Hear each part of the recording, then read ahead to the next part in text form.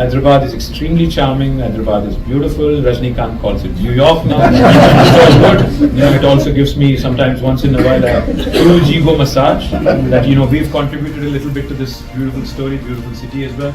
Each and every time in the night I ride from the airport on the ORR into the city. You come into that, you feel good, saying, okay, hum bhi kuch kam nahi hai. But the fact is, we cannot end up like Bangalore.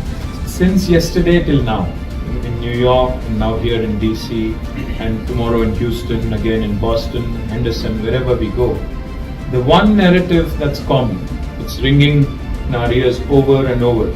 We keep making jokes about Bangalore to anybody who's sitting across the table. I keep saying, okay, how long does it take for you to get down in the airport and go to your workplace or your home? I'm being honest, I'm being candid. I'm not trying to trash Bangalore. I have all respect and love for the city. In fact, I've spent a lot of time there. I really love the city. But Bangalore has now become a poster child. How to screw up a city and its urban infrastructure. And we don't want to end up like that. Our Chief Minister has been telling us. He's been guiding us. He's been saying, you would end up exactly like them. He says, I'm worried each and every time you go somewhere and make these big announcements. 7,000 seater, 3,000 seater, such large companies coming in, etc., etc. So he's been insisting and instilling this sense of discipline, sense of urgency into all of us, saying, listen, you up your infrastructure in Hyderabad, improve the public transport, add whatever you need to do in terms of infrastructure, but at the same time, also drive the Tier 2 town store.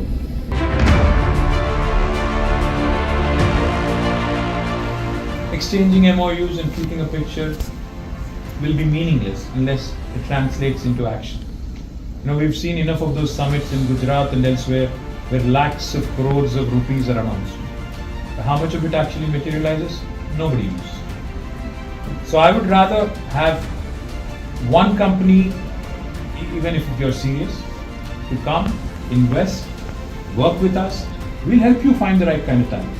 We'll help you kind of liaise with the local ecosystem.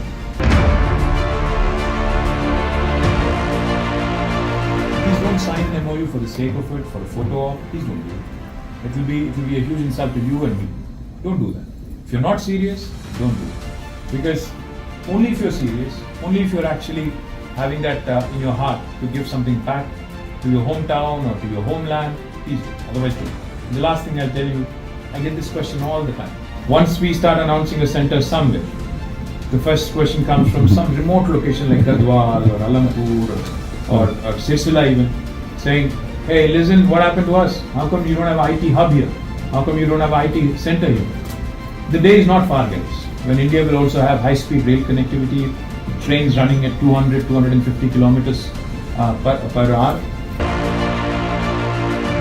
Once that happens, you'll be able to get onto a train in Adilabad and be in Hyderabad in 45 minutes and vice versa. Likewise, Kottagudem will be probably an hour. Then it will become a toss-up between speed and time, distance and time value. So just like how you guys live in Virginia and work in DC, the day is not far when even in India, somebody could be living in Hyderabad because their children want better schools, etc., etc., but the company could be in Adilabad. The day is not far when you could be living in Hyderabad and working in Alampur. The day is not far. Please deliver on the promise and let's make Telangana a model state. We are already a model state in a number of counts. Let's make Telangana a model state for decentralized technology growth in the smaller towns, in the medium-sized towns, and of course, Hyderabad, I think, is now into an orbit of its own. Even if there is a minister or no government, whatever, it is an orbit of its own.